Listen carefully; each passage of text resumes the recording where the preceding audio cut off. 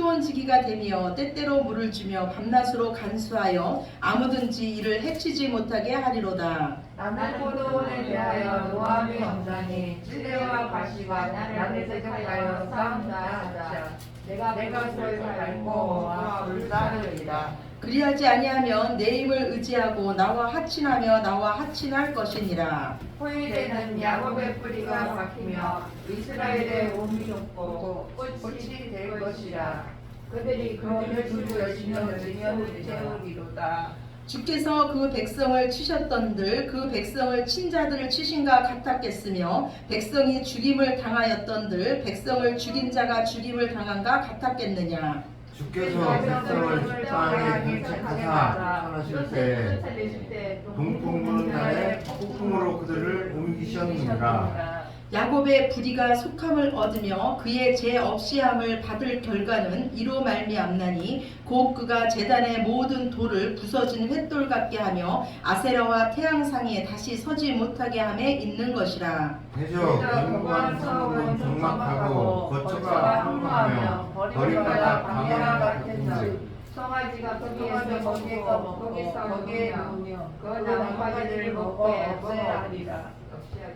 가지가 마르며 꺾이나니 여인들이 와서 그것을 불사를 것이라. 백성이 지각이 없으므로 그들을 지으신 이가 불쌍히 여기지 아니하시며 그들을 조성하신 이가 은혜를 베풀지 아니하시리라. 너희 이스라엘 자손들아 그날에 여호와께서 창이라는 하수에서부터 애굽 시내까지 가시를 떠는 것 같이 너희를 하나하나 모으시리라. 그날에 큰 나팔을 불리니 아수르 땅에서 멸망하는 자들과 애굽 땅으로 쫓겨난 자들이 돌아와서 예루살렘 성산에서 여호와께 예배하리라. 아멘. 예.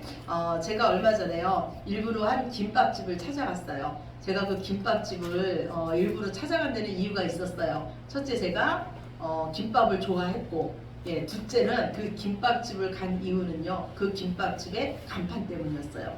그 김밥집의 간판이 뭐였냐면 김밥의 품격이었어요. 얼마나 김밥이 품격이 있을까. 그래서 제가 일부러 그 김밥집을 일부러 찾아갔습니다. 그러면서 생각을 했어요. 야, 김밥에도 품격이 있다는데 한 번 사는 인생, 그래서 우리가 일생이라 그러지 않습니까? 예, 한 번 사는 인생이 품격 있는 인생, 존귀한 인생이 되어야 되지 않겠나 이런 생각을 했어요. 그래서 우리는 모두 다 존귀한 인생이 되기를 원합니다. 그러면서 저는요 제 인생을 한번 생각을 해봤어요. 만약에 제 인생이 예수님이 안 계시다면, 제가 예수님을 몰랐다면 제 인생은 어떻게 됐을까? 아마 저는 아무것도 아닌 인생이었을 거예요. 짐승과 다름이 없는 인생이었을 거예요. 무엇을 먹을까? 무엇을 입을까 염려하는 인생, 오늘은 무슨 옷을 입을까 걱정하는 인생이었을 거예요. 하나님은 이런 우리에게 말씀을 하시길요, 이런 것은 참새나 들꽃도 염려하지 않는 건데 너희는 왜 염려하냐? 그것들보다도 훨씬 존귀한 너희들은 하나님 나라와 그 의를 먼저 구하라고 우리에게 말씀합니다. 하나님은요 저와 여러분을 존귀한 자로 만드시기를 원하세요. 그래서 저와 여러분을 택하시고 부르시고 지금도 하나님의 작품으로 만들고 계신 줄로 믿으시기 바랍니다. 시편 기자는요 높이는 일이 동쪽에서나 서쪽에서나 남쪽에서 이루어지지 않고 오직 재판장이신 하나님께서 어떤 자는 높이시고 어떤 자는 낮추신다고 말씀해 주셨어요. 이 말씀은 무슨 말씀이냐면 우리는 절대 우리 스스로는 하나님 앞에서 존귀한 자가 될 수 없다는 말씀이에요. 우리는요 항상 상대적으로 생각합니다. 그래서 그렇죠. 그래도 나는 저 사람보다 낫지, 이 정도 살면은 잘 사는 거지, 예, 이렇게 생각을 해요. 그런데 우리가 기억해야 될 것은요, 우리는 반드시 하나님 앞에 서게 될 날이 반드시 있다는 거예요. 우리가 이사야서 말씀을 통해서요, 이사야서 1장부터 12장까지는요 이스라엘의 심판에 대해서 하나님 말씀하셨습니다. 그리고 13장부터 23장까지는 열방의 심판에 대해서 하나님 말씀하셨어요. 또 신약에 와서 사도 바울은요 로마서에서 말씀하기를 율법을 가진 이 유대인들은 율법으로 말미암아 죄인으로 정죄함을 받을 것이고 율법이 없는 이방인들은 그 양심으로 말미암아 죄인으로 정죄함을 받을 것이라고 말했어요. 즉 이 세상의 모든 사람들은 하나님의 심판대 앞에 서야 할 죄인이라는 말씀입니다. 원래 우리의 자리는 하나님의 진노의 자리에 저와 여러분이 있었습니다. 오늘 주보 첫 번째 말씀이에요. 에베소서 2장 3절입니다. 에베소서 2장 3절 말씀 같이 봅시다.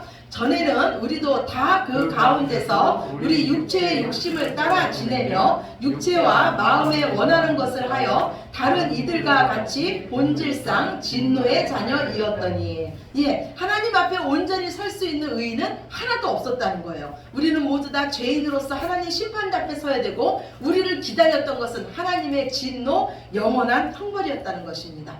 그래서 하나님께서 이 땅에 내려오셨어요.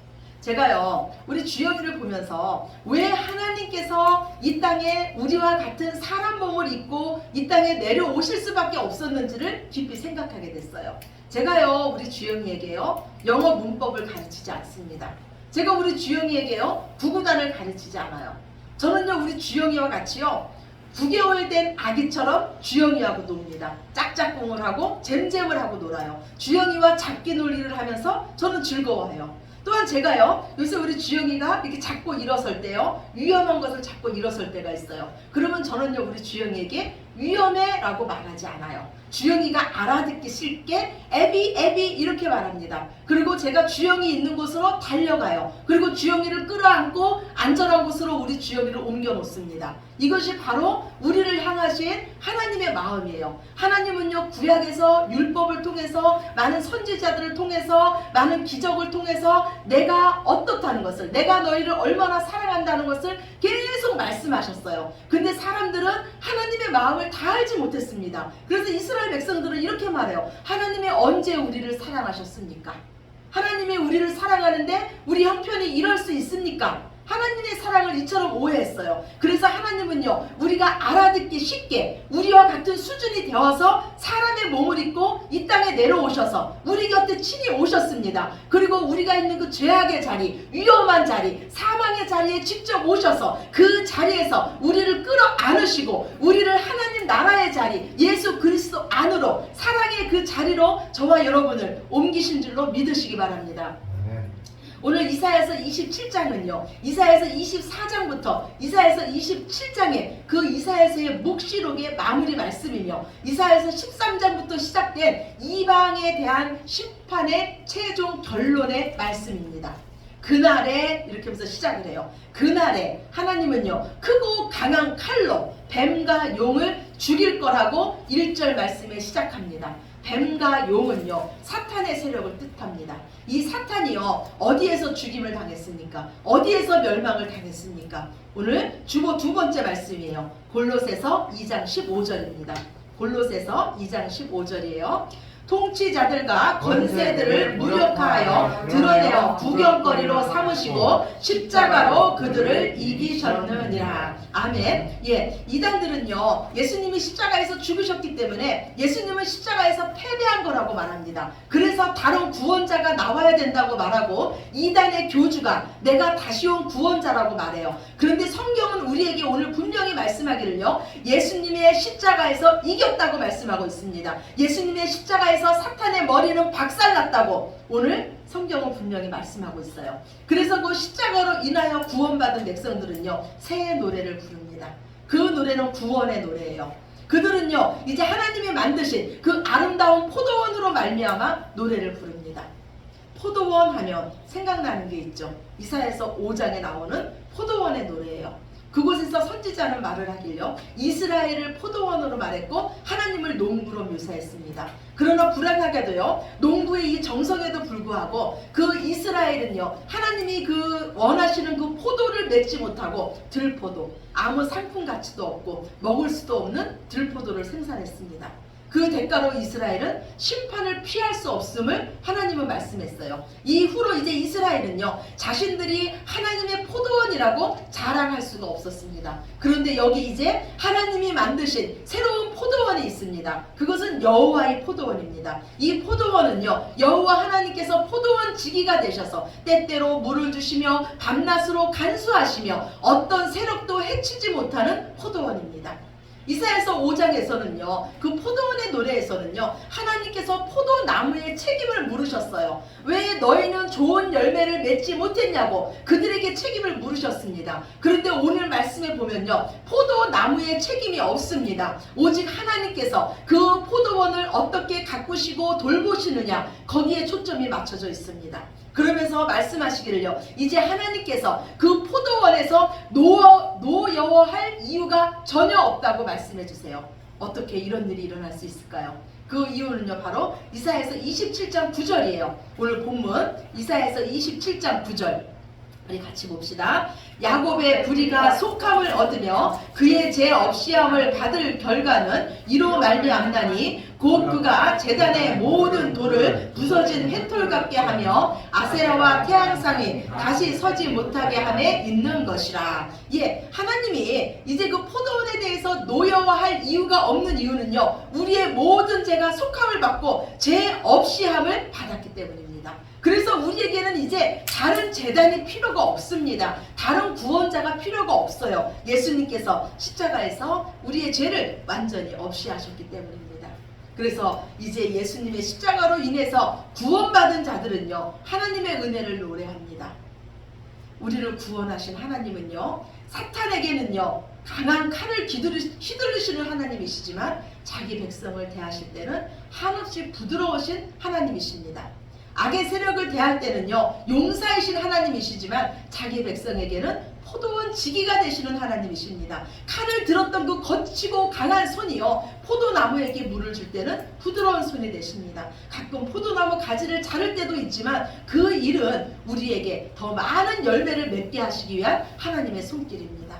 하나님은요, 자기 백성인 우리를요 뜨겁게 사랑하셔서 때로는 용사가 되기도 하시고 때로는 포도원 지기가 되기도 하십니다. 자녀를 안고 있는 그 포근한 손이요, 자녀들을 해하려고 하는 그 짐승이나 그 사람 앞에서는요 무섭고 힘센 손이 됩니다. 이 모든 것은요, 하나님이 저와 여러분을 사랑하시기 때문인 줄로 믿으시기 바랍니다. 그래서 그 하나님의 사랑을 아는 자는 그 하나님의 사랑을 더욱더 신뢰할 수 있고 그분의 품에 어린아이처럼 안겨서 참 안식감, 참 평안을 누릴 수 있습니다.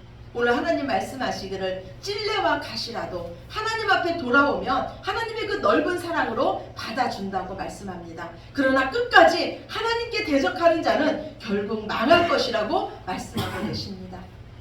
예수님은요, 요한복음 15장에서 포도원 나무 비유를 하셨어요. 여기서 예수님은 하나님은 농부시고 나는 포도나무고 너희는 가지라고 했습니다. 즉 가지가 나무에 붙어 있기만 하면 너희는 저절로 열매를 풍성히 맺을 것이라고 말씀하셨습니다. 그러나 너희가 나를 떠나서는, 가지가 나무에서 떨어져 나가면 말라서 죽을 수밖에 없는 것처럼 너희가 나를 떠나서는 아무것도 할 수 없는 존재라고 예수님 말씀하셨습니다.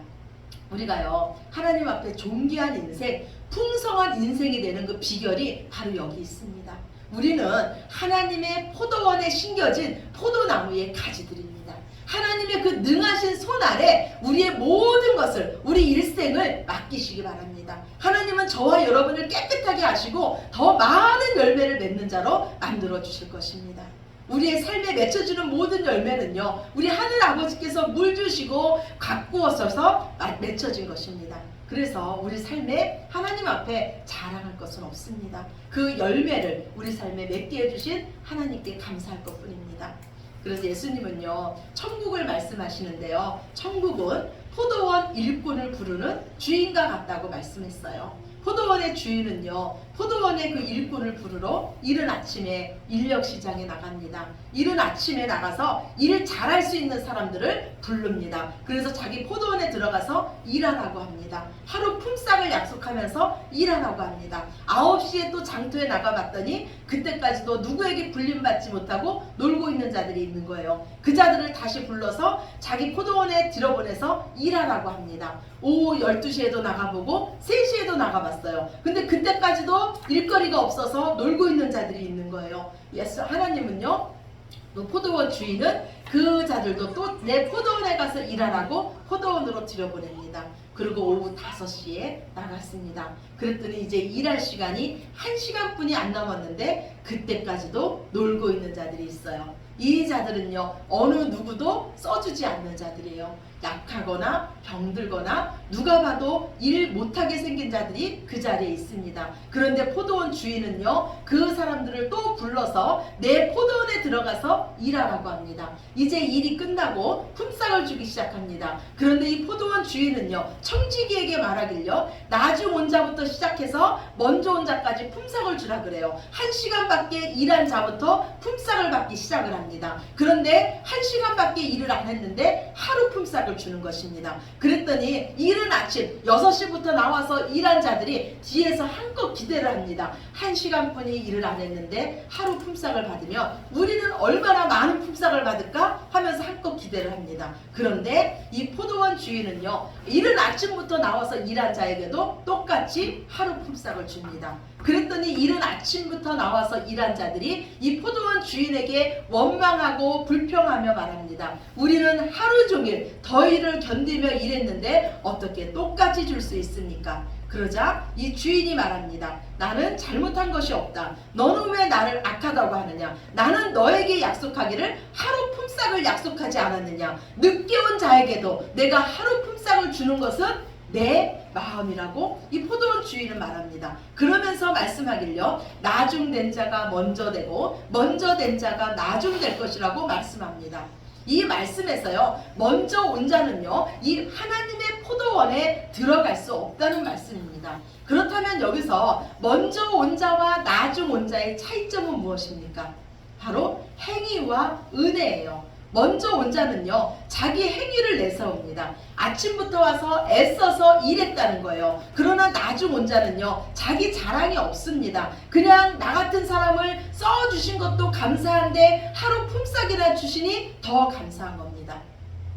우리는요 모두 다 하나님의 은혜로 구원받은 자들입니다. 하나님의 은혜로 하나님의 포도원에 심겨졌고 그 예수님이라는 포도나무에 붙여진 가지들입니다. 우리는 하나님 안에서요 한 가족입니다. 만약에 여러분 생각해 보세요. 여러분의 자녀가 약하고 여러분의 자녀가 아픕니다. 그래서 누구도 써주는 사람이 없어요. 그런데 이 포도원 주인이 누구도 써주지 않는 내 자녀를 1시간을 채용해 주고 하루 품삯을 주었다면 여러분은 그 포도원 주인을 찾아가서 불공평합니다. 당신은 잘못했습니다. 당신은 악합니다. 왜 하루 1시간 일을 하고 하루 품삯을 줍니까? 이렇게 원망하시겠습니까? 아니면 그 포도원 주인을 찾아가서 감사하시겠습니까?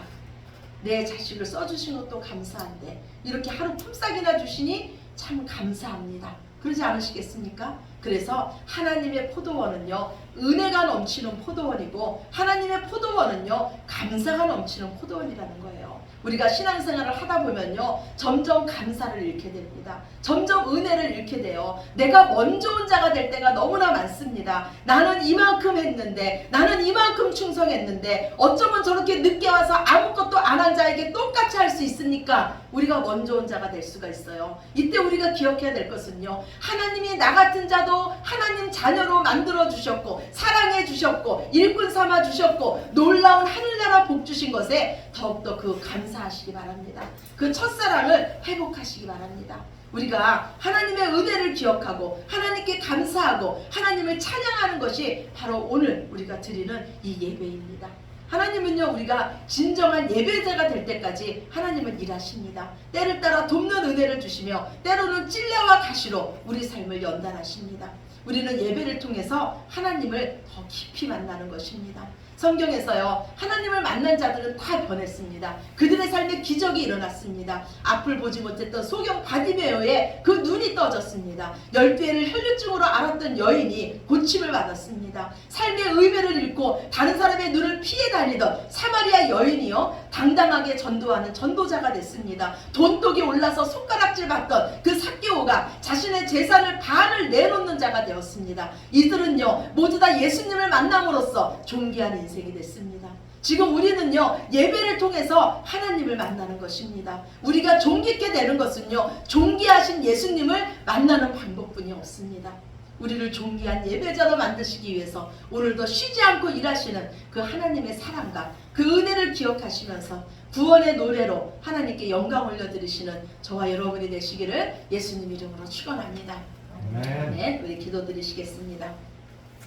아버지 감사합니다. 우리를 하나님 자녀 삼아주시며 포도나무 가지로 우리를 삼아주시고 우리 삶에 하나님이 원하시는 열매를 맺게 하시니 감사합니다. 주님 새 노래로 주님을 찬양합니다. 구원의 노래로 주님을 찬양합니다. 주님은 찬양받기에 마땅한 분이시며 예배받기에 마땅한 분이십니다. 오직 주님만을 경배하며 주님만을 기뻐하며 주님만을 힘으로 삼는 우리들 되게 하셨으니 주님 감사합니다. 더욱 주님 의지하게 하시며 일평생 살아가는 동안에 우리의 입술에 감사와 은혜와 찬양이 끊이지 않게 하여 주시옵소서. 모든 영광 아버지께 올려드리며 사랑이 많으신 예수님 이름으로 기도드렸습니다. 아멘.